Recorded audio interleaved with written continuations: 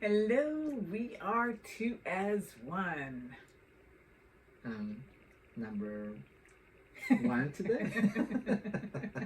You can do whatever number you want. I'm Andres, number one. And this is my beautiful wife, Karen, number two for this episode.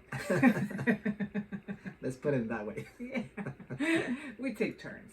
See, that's the beautiful thing about being in a healthy relationship, which is what this show is all about, two as one.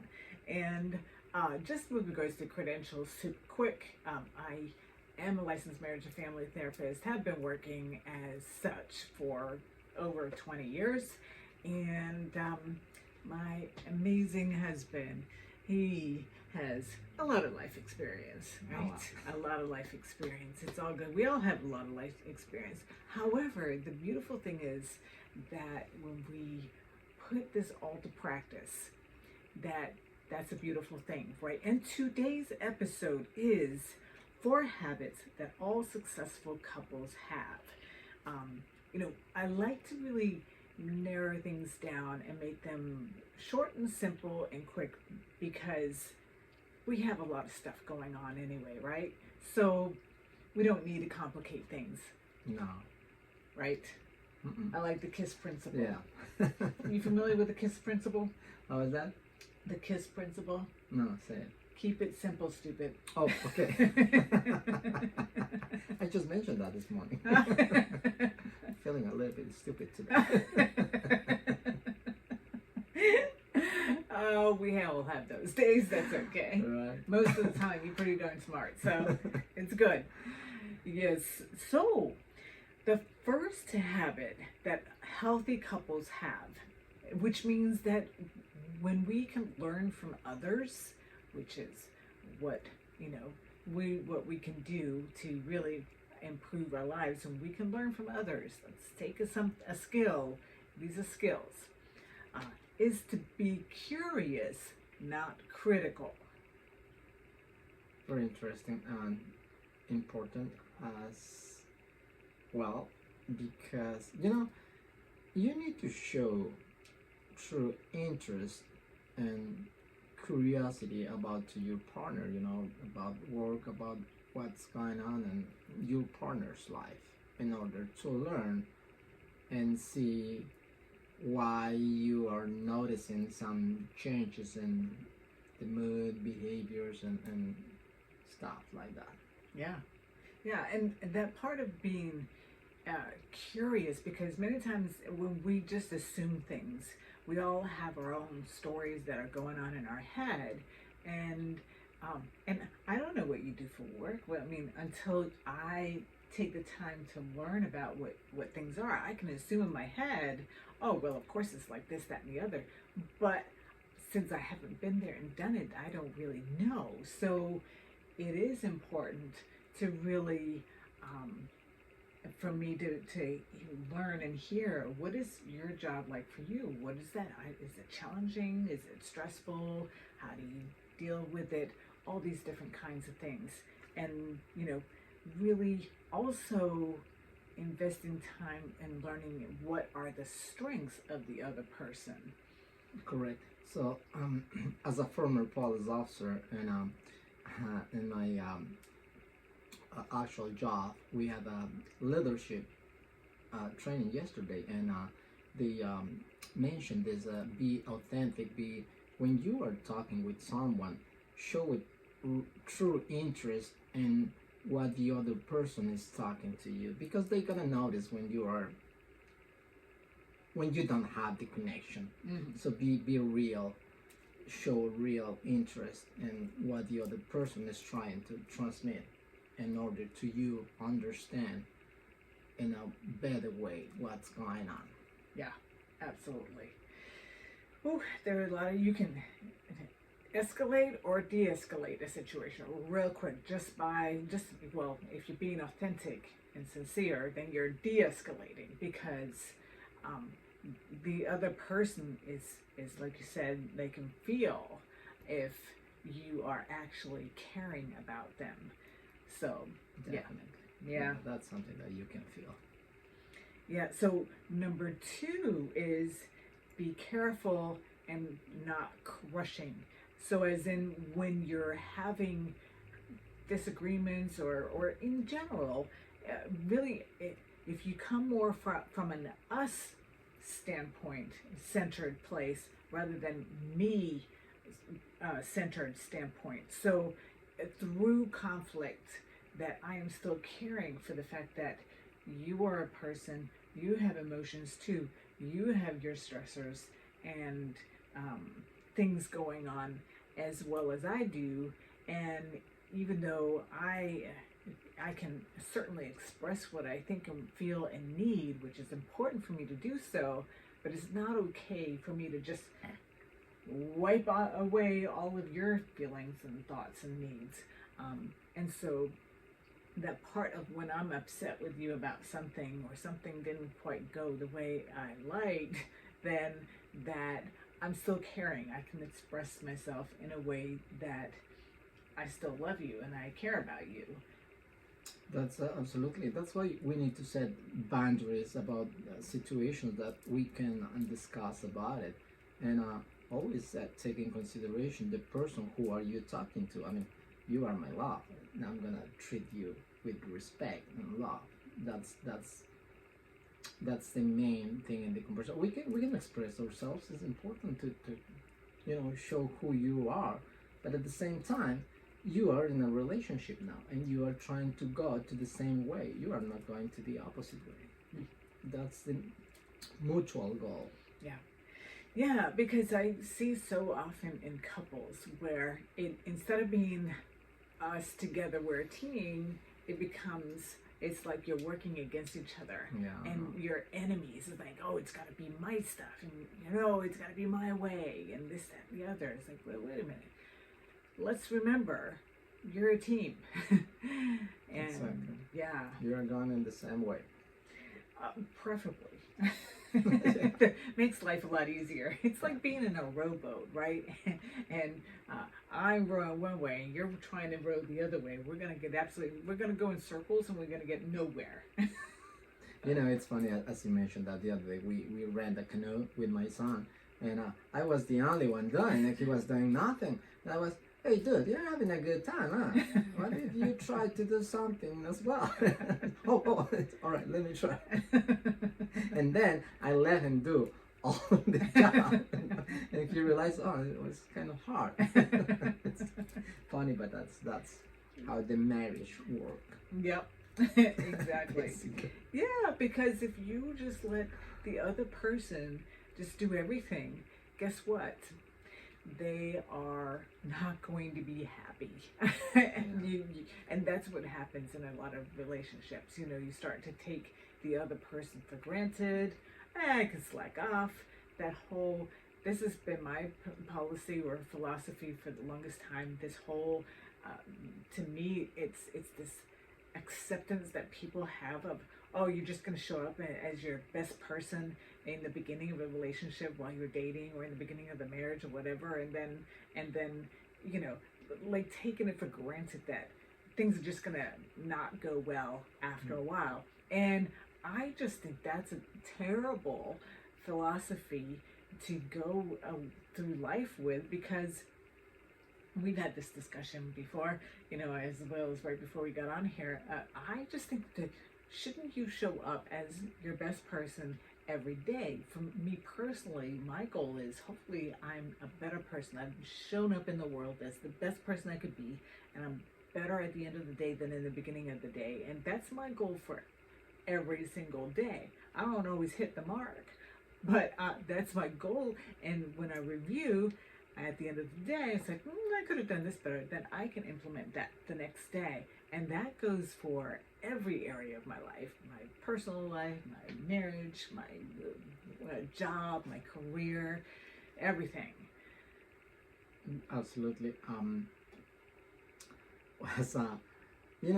For how long you can fake something, right? Honestly, I mean, you go out to date and you show your best, as you mentioned. You always try to keep in that way, show your best. You can improve.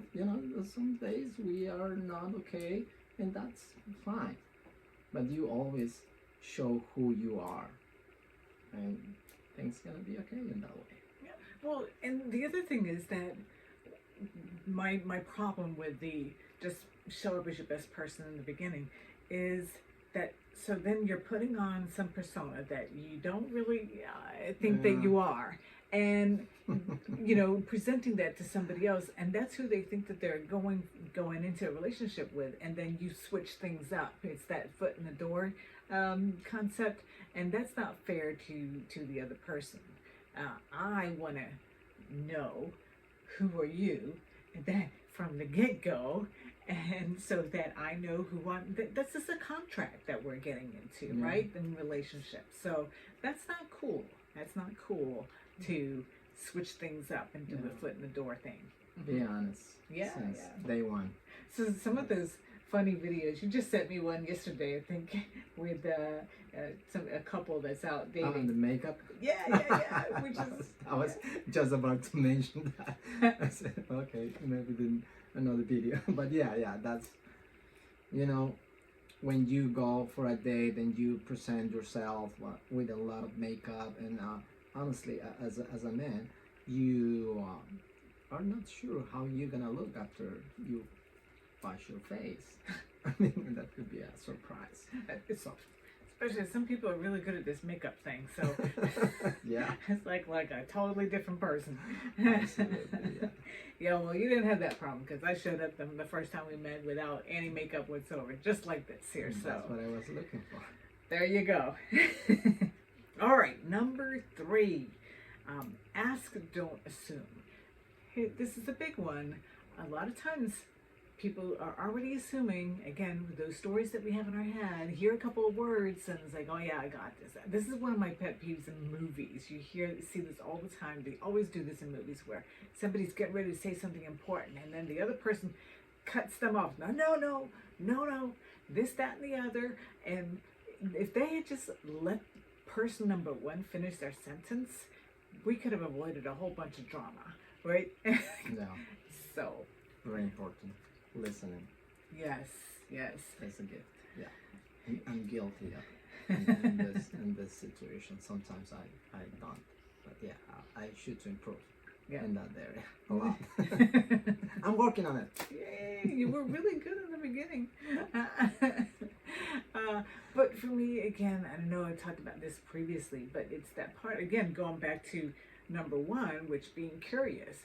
Because if you're curious, I don't know, for me, it's always like, well, I want to know and understand where you're coming from. What's going on in there? How did this map out in your head so that it made sense to you? Because if I can figure out how it makes sense to you, then it's easier for me to understand your viewpoint, and maybe it'll make sense for me too.